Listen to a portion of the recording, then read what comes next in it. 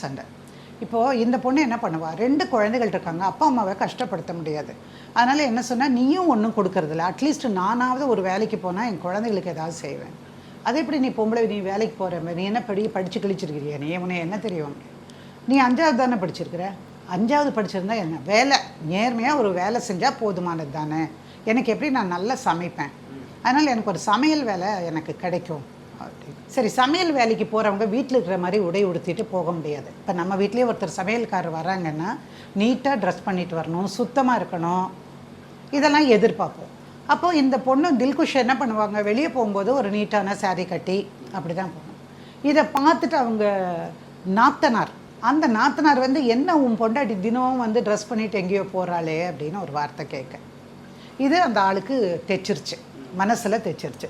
நீ ஒன்றும் வேலைக்கும் போக வேண்டாம், ஒன்றும் போக வேண்டாம், நீ என்ன எப்படி போறியாமே அப்படி போறியாமே அப்படின்னு சொல்லி கேட்குறாரு. நீ வந்து வேணா பாரு. நாத்தனாலும் அவங்களால முடிஞ்சது அவங்க பங்குக்கு அவங்க செய்ய வேண்டியதை செஞ்சுட்டாங்க.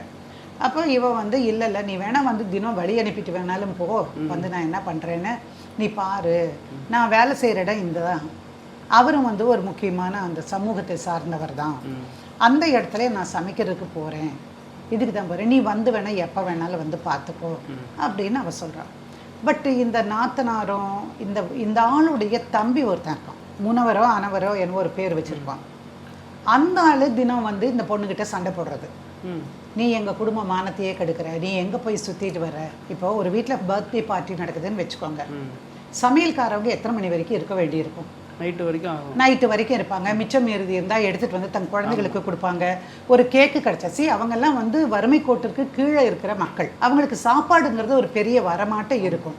அதுவும் வந்து இந்த மாதிரி பார்ட்டிஸ் நடக்கும்போது பிரியாணி, அதில் இருக்கக்கூடிய கறி, இதெல்லாம் தான் ஒரு ஆசை, குழந்தைகளுக்கு கேக் கிடைக்குமேன்னு. அப்போ இருந்து கடைசியில் அப்படி வரும்போது சில நாளில் 10:30 மணி 11 ஆகிடும். இப்போ அந்த ஒரு வீட்டில் ஒரு குழந்தை இருந்தால் வருஷத்துக்கு ஒரு தடவை, அதே அந்த மாதிரி ஒரு 4-5 குழந்தை இருந்ததுன்னு வச்சுக்கோங்க. இஸ்லாமிய குடும்பங்களில் நிறைய குழந்தைகள் இருப்பதை நம்ம பார்த்துருப்போம். ஸோ எல்லாத்துக்கும் சந்தேகம், நீட்டாக ட்ரெஸ் பண்ணிட்டு போனால் தப்பு, லேட்டாக வந்தால் தப்பு, கைப்பட்டா குத்தம், கால்பட்டா குத்தம்.